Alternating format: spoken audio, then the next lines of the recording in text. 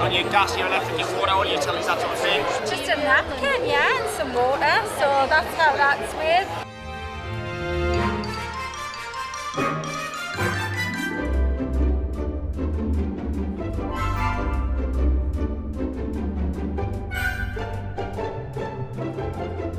Saving money by making sure that you use your food. You're not wasting it. Maybe you can grow something like a potato sack if you've got any kind of outdoor space or a windowsill. There's something for you.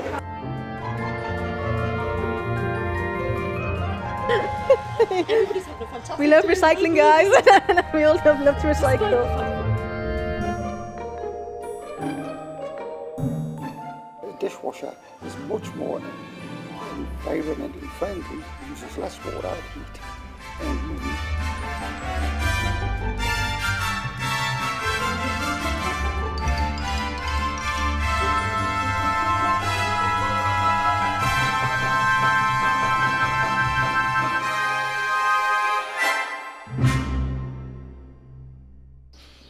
So today we have come along to Ashington Eco Fair, the first of its kind, I believe, run by Ashington Town Council. So let's go inside and find out a bit more. This is the first Ashington Eco Fair to encourage residents to become carbon aware.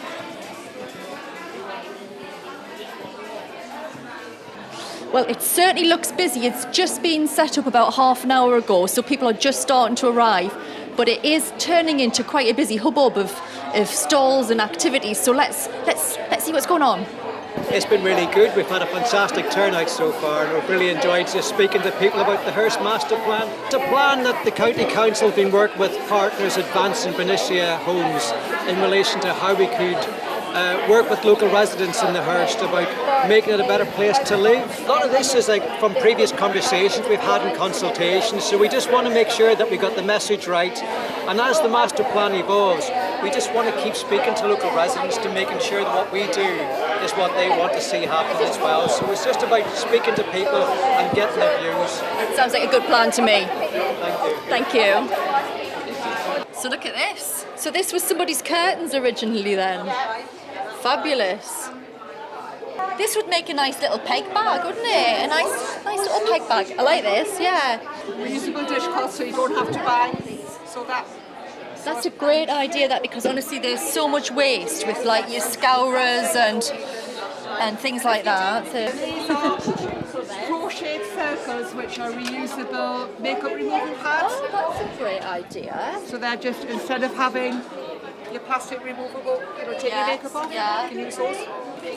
These are cushion covers that can be made into a tote bag, no bother. That is a lovely colour.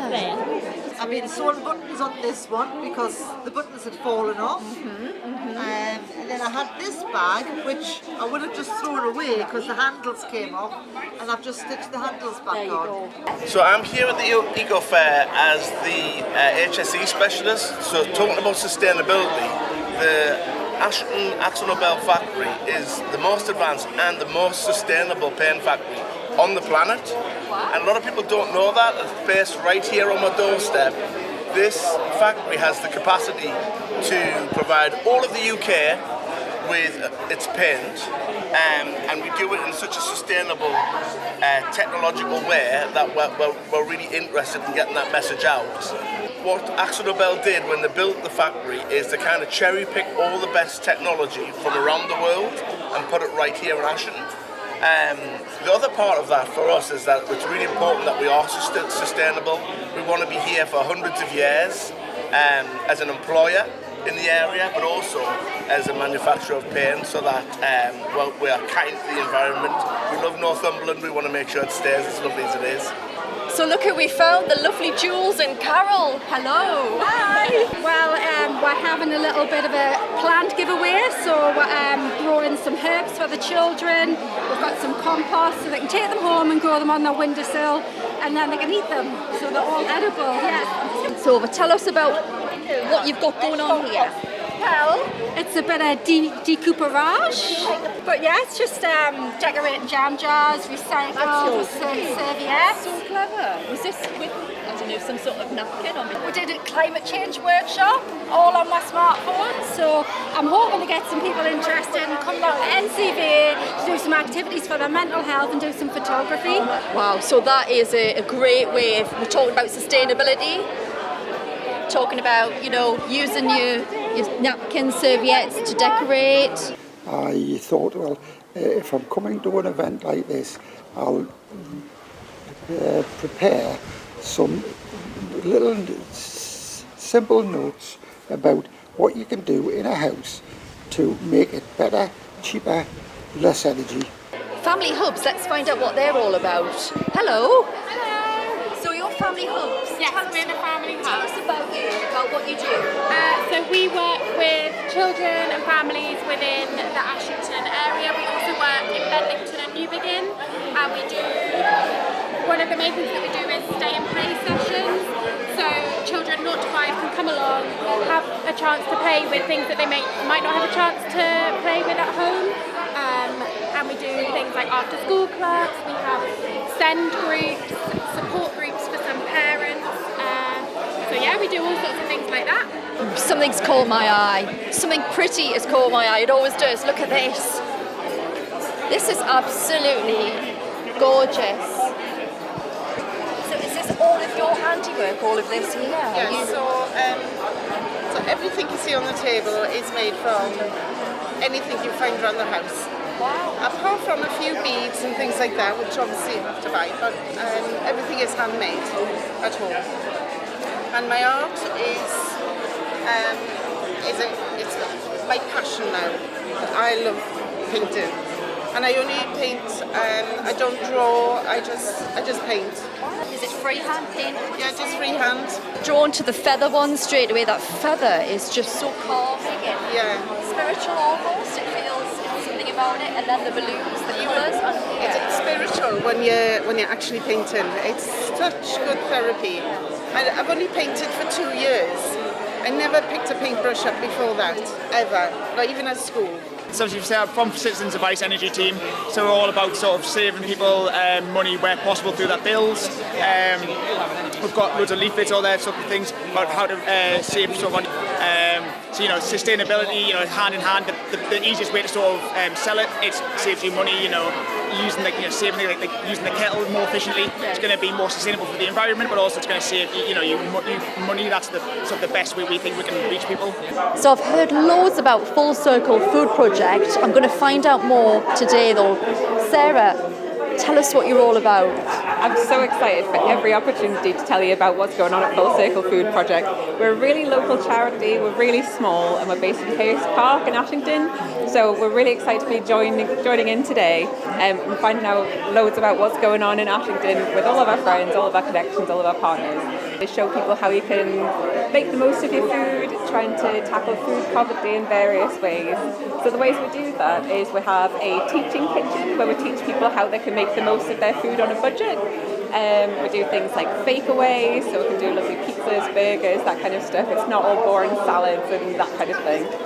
We'll have a community allotment where we teach people how they can grow their own food at home. So even if you've got a windowsill, there's something you can grow. You don't have to have a huge allotment or a big yard or anything like that. So we've got Brian Shotton here, who is the centre manager at Hirst Welfare Center. But overall, it's something that offers something for everyone, and I can't forget we've got a full service nursery here as well. We're certainly working hard to offer people in this part of Ashington, and not just this part of Ashington, the wider area of Ashington, a facility that's something to be proud of that we can take into the future. Oh, it's always one of our favourite things to make. Goes down a treat with kids as well. So you can make your own pizzas from scratch really, really cheaply, and it's loads of fun as well. So it's something you can get the family involved with. You can make more out of your money, make your own personalised pizza if you're a bit artistic, maybe a different colour in there, make some faces, all that kind of stuff. This sounds such an exciting project. How long have you been going for? Well, Full Circle Food Project is an Ashington born and bred charity. We actually started in Hirst Welfare about 10 years ago as a project with Bernicia to try and help people cook on a budget who are living in social housing. And we've just kind of put our roots down in Ashington and just grown and grown and grown from there.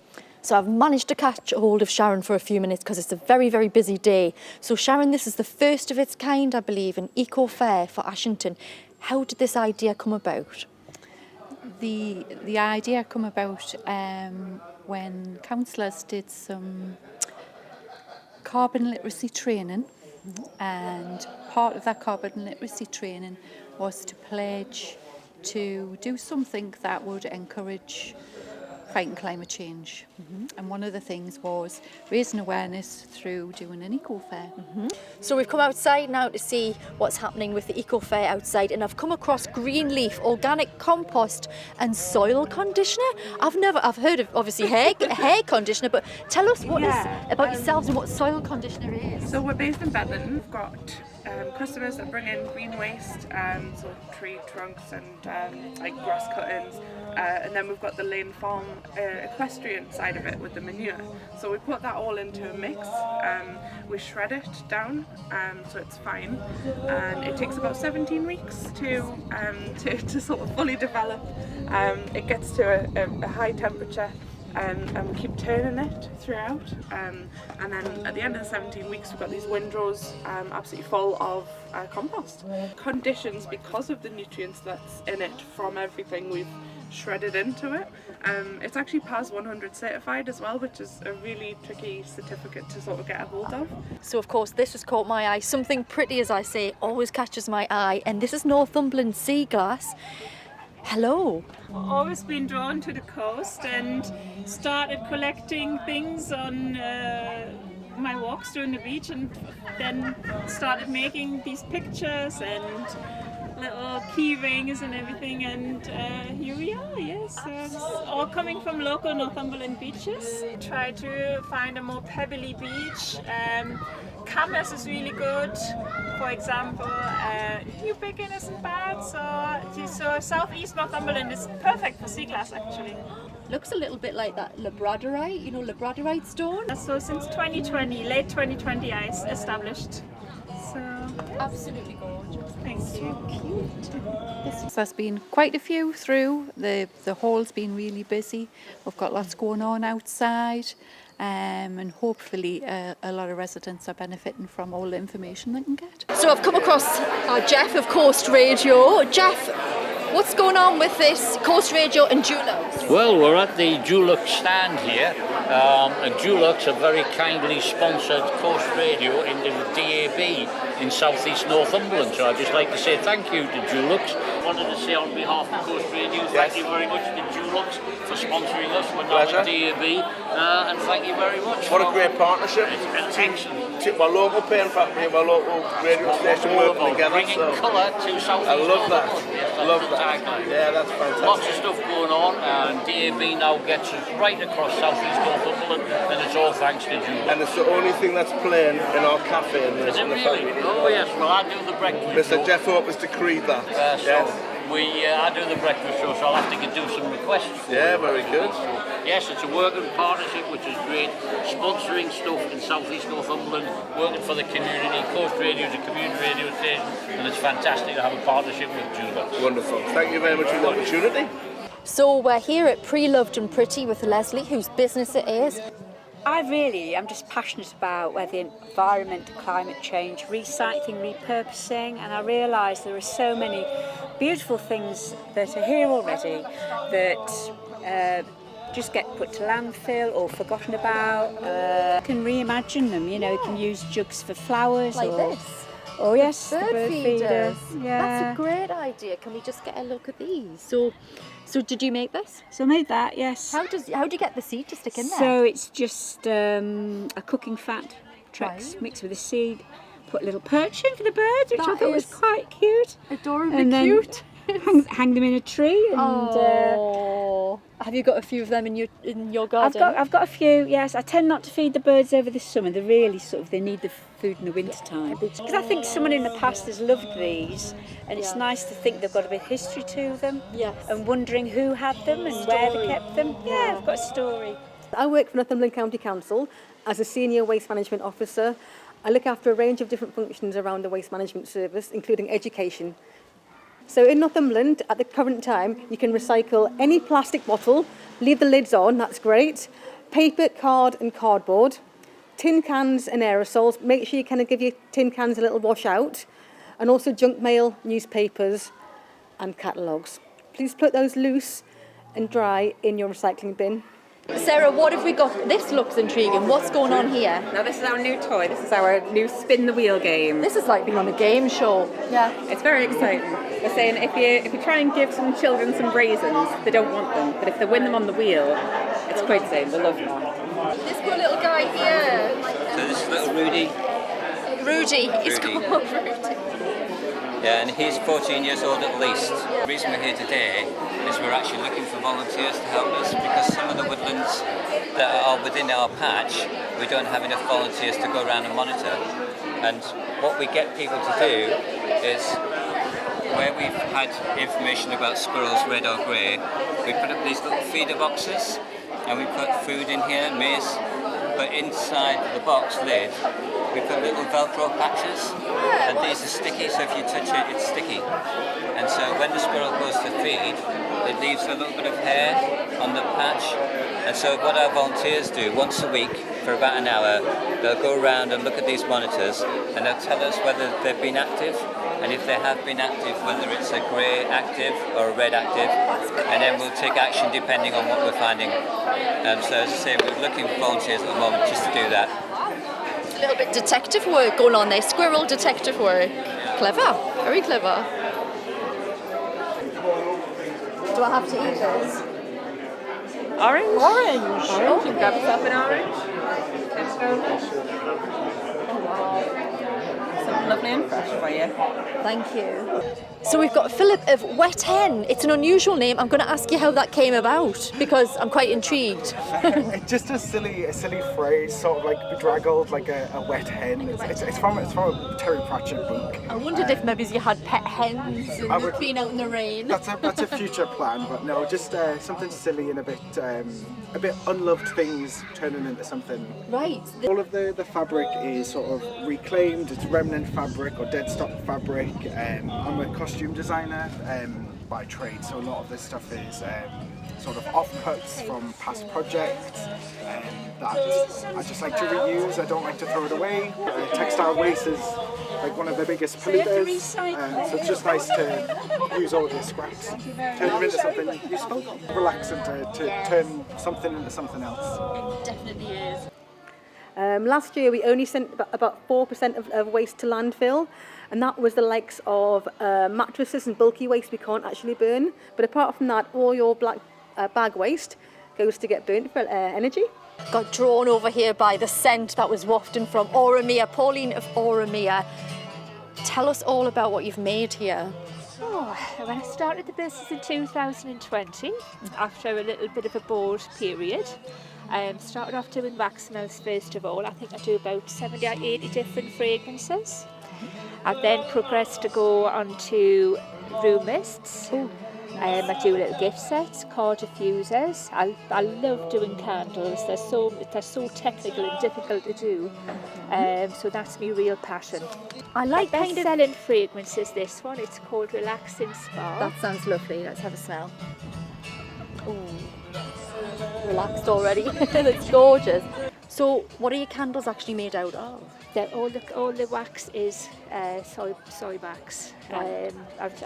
I was very aware when I started to do it, I wanted to make them as clean burn as possible. Yeah. And I've continued that on with the wax melts as well. Yeah. So busy in here today. It's such a good turnout. I've come across Mark Ellis, and I can see behind you Northumberland Line. Northumberland Line is kind of our little pride and joy. The line opened in December last year. Today we've been helping to celebrate that we've carried 250,000 people since the line opened back in December. We've got 3 stations open, one here in Ashington and stations at Newsham and Seaton Delaval. It's been really popular. The numbers of people who've travelled on the train are higher than we anticipated. There's still 3 stations to open at Blythe, Bebbside, Bedlington and Northumberland Park, which will happen later on this year, and we're really looking forward to welcoming more people on the trains when the new stations open. Today's been very busy. We've had a lot of questions about the line today and about bus services as well in South East Northumberland, so it's been a very positive day for us. what sort of things can we do in regards to cooking? Well, cooking is sometimes not a difficult thing, but cook a large amount slowly. Use the least heat that you need. If you want a bulk cook, which is using tins that are nearly out of date, food that's been left over, it means you can cook a batch of it, a whole batch of it, and eat what you need, and then freeze the rest. Most of it's gone now. Most of it's gone. You had loads of cakes earlier on. Did you make them all yourselves as well? Yeah, I've been demonstrating the air fryers. So I started off by making batches of Yorkshire puddings. Some of them had stuffing in the middle, so that was the idea. Was I was going to bring the air fryer, but ended up just saying they were made batched in the batch cooked. The cakes were batch cooked, but they weren't done in the air fryer. What have you got in that smoothie then? It's got banana, kiwi fruit, apple, pear, broccoli and spinach. The idea was that what we were talking about was food waste. The thing is as well, food waste is costing money. So basically, if you look after the food that you're buying and using it, the money's in your pockets, not in anybody else's, it's in your pockets. It's getting extra busy in here. I've decided to take a little sit down next to Mortal Fools, is it? Yeah. Ladies, tell us what's going on here at Mortal Fools. Tell us all about yourselves. So we're Elle and Amy, and at Mortal Fools we do lots of youth theatre and creative learning activities with children and young people up to 25. Are you based here in Ashington or? Yeah, so we're based in Ashington. We run weekly sessions at the Family Hub just across the road, and we also run different projects around Northumberland as well. And how long have you been established for? So we've been established for I think about 12 years, but we've been here for about 3 years now. So I'm the marketing assistant for Mortal Fools, and Amy's one of our lovely guest artists. You see this one over here? Yeah. Did you make this one? Yeah, this was one I made earlier. She's a bit worse for wear now, but you kind of get the idea. Hang on. I think that should be Blue Peter. Here's one we made earlier. They normally say that. Remember Blue Peter? So this is a paper chain, and the young people have been adding their own designs to them, and hopefully we'll get quite a few and we can hang it somewhere, reuse it for different events as a decoration. I'm just thinking. Might make good earrings. Good earrings, maybe. One of the little ones said that before, actually said, oh, they look like earrings. Yeah. So from the 31st of March 2026, that's next year, national government are bringing in a thing called simpler recycling, and that's going to mandate every local authority in England to collect the same range of materials from curbside. So for Northumberland, that means we're going to be collecting glass, pots, tubs and trays, Tetra Packs, amongst other items. So we've got Claire of Hedgley Honey and Northern Ark Nursery. You can smell off the beeswax, I'm assuming. Are they all honey scented or? No, it's all natural. It's just the lovely natural smell that doesn't go away. Do you have your own beehive? Are you an actual partner, yeah, my partner is the beekeeper. Yeah. Lovely. That sounds fascinating. So you've made all these, I take it, as well? This lady makes all the candles. You made all these candles? I pour them quite quickly. It's what takes longest is waiting for them to set. To set, does it? Yes, I'm very impatient, and the number of candles that I've ruined by trying to open them. But you're looking at about 4 hours for something this size to set. And how has today went for you? Is this one of your first eco fairs that you've done? Or? Yeah, it's the first one. It's been really nice. And has your business been up and running for a while, or is it something new? We took over the nursery 2 years ago. And the honey business has been running since 2008. I think it's been excellent. It's always tough when you establish an event, so I think the Town Council have done a brilliant job, obviously working alongside all the partners who have came to be part of the event, so I think it's been brilliant. And obviously as part of the Hirst Welfare Center, we're proud to have hosted it. It's really sweet and light, it's beautiful. Gorgeous on yoghurt or porridge.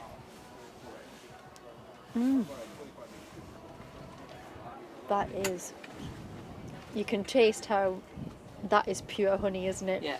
Some of the honey you get from, say, a supermarket is Yes. very sweet, and you wonder what they've put in it as well, but that is. From today, I've realised there are a lot of businesses, companies, community groups are already looking towards tackling climate change.